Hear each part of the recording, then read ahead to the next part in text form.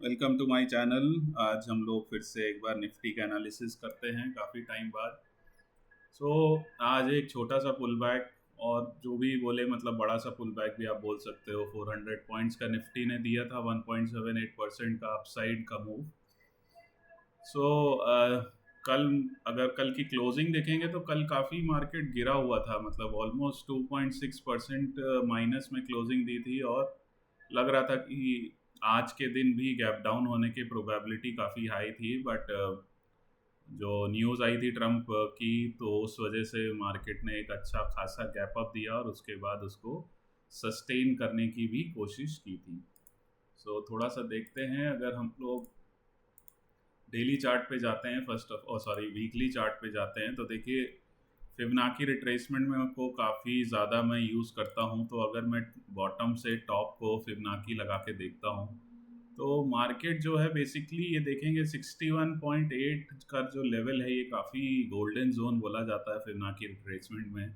और निफ्टी जो है वो बेसिकली इसी के नीचे ट्रेड कर रहा है। तो ज़्यादातर जब भी इस तरीके के आपको मूव्स दिखेंगे, मतलब मार्केट को अगर देखिए ज़्यादातर जो ट्रेंड रहता है, अगर पॉजिटिव ट्रेंड है या नेगेटिव ट्रेंड है या कोई सा भी ट्रेंड है, तो आइदर वो 50% से वापस घूम जाता है या ज़्यादा से ज़्यादा 61.8 से वापस घूम जाता है। लेकिन अगर इन केस 50% पे नहीं रुका, 61.8% पे भी नहीं रुका और वहाँ से वापस नीचे की तरफ उसने क्लोजिंग दे दी और उसके बाद फॉलो अप भी आ गया, चाहे ऊपर की साइड का हो चाहे नीचे की साइड का हो, तो मोस्ट लाइकली बहुत चांसेस होते हैं कि मार्केट का जो बॉटम है या टॉप है उसको वो वापस फिर से रिविजिट करेगा।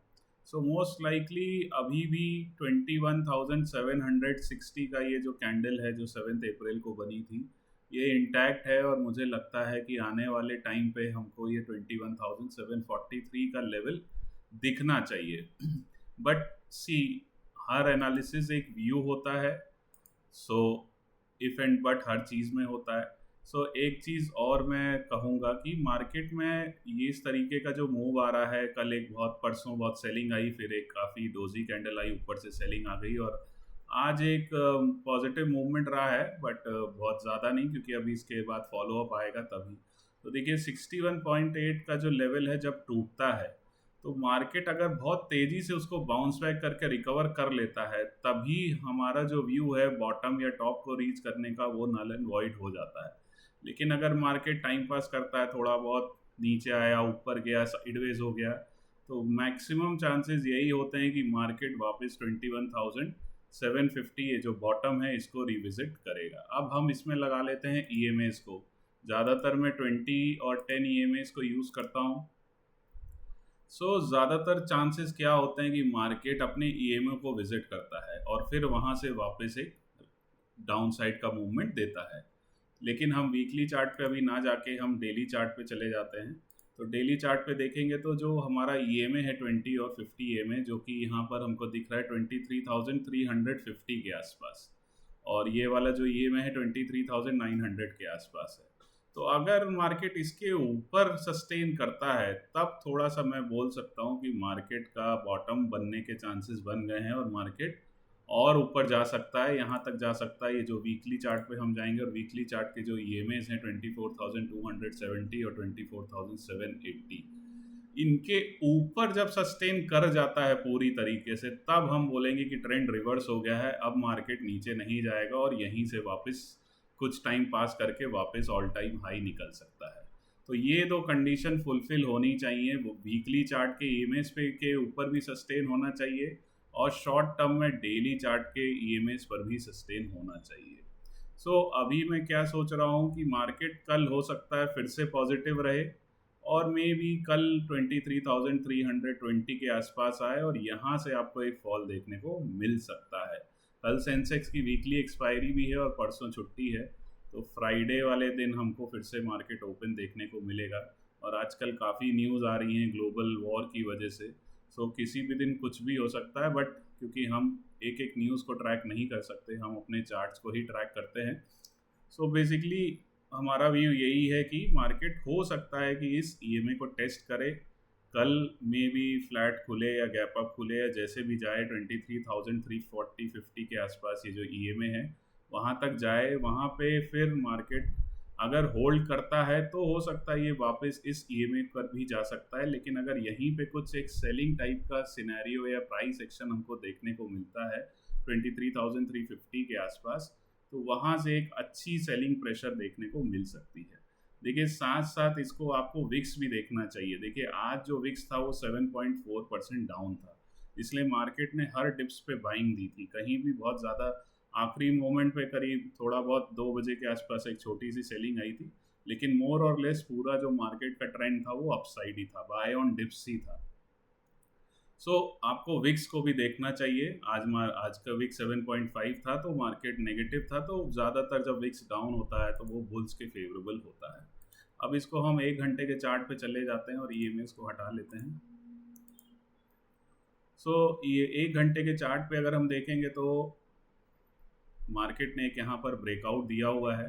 तो मार्केट अगर फ्लैट खुलती है और आज का हाई निकालती है तो मोस्ट लाइकली हमको ये 23,360 का लेवल देखने को मिल जाना चाहिए, जो कि ऑलमोस्ट उसी ईएमए के आसपास है जो हमने डेली चार्ट पे देखा था, 20 ईएमए के आसपास, 10 ईएमए के आसपास, जो कि 20,340-350 के आसपास है। सो अगर फ्लैट खुलता है तो मोस्ट लाइकली आज का हाई निकालते ही हम एक बाइंग की सिनेरियो बना सकते हैं 23,350 के आसपास। इसको हम 15 मिनट्स के चार्ट पे भी जा सकते हैं और देख सकते हैं। इसमें भी अगर हम ये फिबोनाची लगाएंगे तो बॉटम से टॉप तक लगाएंगे तो देखिए सेलिंग हमको तभी करनी चाहिए जब मार्केट 61 के नीचे होल्ड करना शुरू कर दे, जो कि 22,800 है। अगर इसके नीचे होल्ड करना शुरू कर देता है तो फिर मार्केट में एक सेलिंग की कंडीशन बन जाएगी, जो कि हमको 22,620 के आसपास ले जाएगा और नेक्स्ट टारगेट जो होगा 22,500 के आसपास हो सकता है। सो ये बेसिकली 15 मिनट्स के हिसाब से हमारा व्यू है। और आज मार्केट अगर हम देखेंगे तो कहीं भी एक गैप अप खुला था और उसके बाद एक बॉटम बना था, और आज भी अगर आप बॉटम देखोगे तो कहाँ पर बनेगा, अगर आप देखोगे यहाँ से टॉप से बॉटम को कैलकुलेट करोगे तो मार्केट ने एग्जैक्टली 61.8 पे ही सपोर्ट लिया था। और जो लोग मेरे टेलीग्राम चैनल को फॉलो करते हैं और जुड़े हुए हैं उनको लिए मैंने मार्केट के टाइम पे ही उसी समय डाला था कि मार्केट को अगर बाउंस करना है तो यहीं से ही कर सकता है। और अगर आप देखोगे तो मार्केट ने कितना ब्यूटीफुली डाउन यहाँ से बाउंस किया था, 630 से लेके आप देखोगे तो 23,057 का लेवल अचीव किया था, जो कि ऑलमोस्ट 400 पॉइंट्स के प्लस का मूवमेंट दिया था।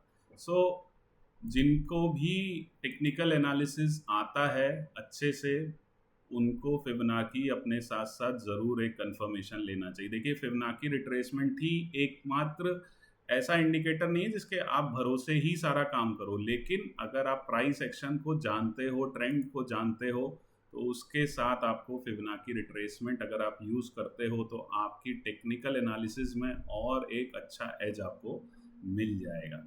सो ये थोड़ी सी लर्निंग है जो मैं आपको दे रहा हूँ। अगर इन केस और डिटेल में लर्निंग चाहिए तो आप मेरे को कांटेक्ट कर सकते हो। मैं एक प्रॉपर प्राइस एक्शन का एक टेक्निकल एनालिसिस सेशन भी लेता हूँ जो कि 3-4 हफ्ते का होता है। उसमें आई टीच कि कब कहाँ कैसे एंट्री ली जाती है, कैसे स्टॉप लॉस और टारगेट रखे जाते हैं, और देखिए प्राइस एक्शन के हिसाब से हम अपना एनालिसिस करते हैं। सो ये मेरा कल का व्यू है। अगर फ्लैट खुलता है और आज का हाई निकालता है तो मैक्सिमम चांस है कि मार्केट आपको 23,320 के आसपास मिलेगा। सेलिंग हम नहीं करेंगे जब तक 22,080 के नीचे सस्टेन नहीं करता है, और फॉलो अप होना चाहिए तभी करेंगे। कभी कभी मार्केट क्या करता है कि इसके नीचे जाता है और लोगों को ट्रैप करते हुए वापस एक काफ़ी शार्प रिकवरी देते हुए वापस ऊपर आ जाता है। तो इन सब जगहों पर आपको थोड़ा सा केयरफुल रहना चाहिए। और कोई क्वेश्चन हो, कोई क्वेरीज हो तो आप मेरे चैनल के नीचे कमेंट सेक्शन में ज़रूर आप पूछ सकते हैं। I will try to help you as much as possible. ये मेरा निफ्टी का व्यू है। और इसको ज़रूर, अगर आपको अच्छा लगे और इसमें आपको लग रहा है कुछ आपको सीखने को भी मिला है, तो ज़रूर से ज़रूर इसको लाइक ज़रूर करिएगा और शेयर ज़रूर करिएगा। एंड येस, कोई क्वेरीज हो तो comment is always welcome. Thank you so much.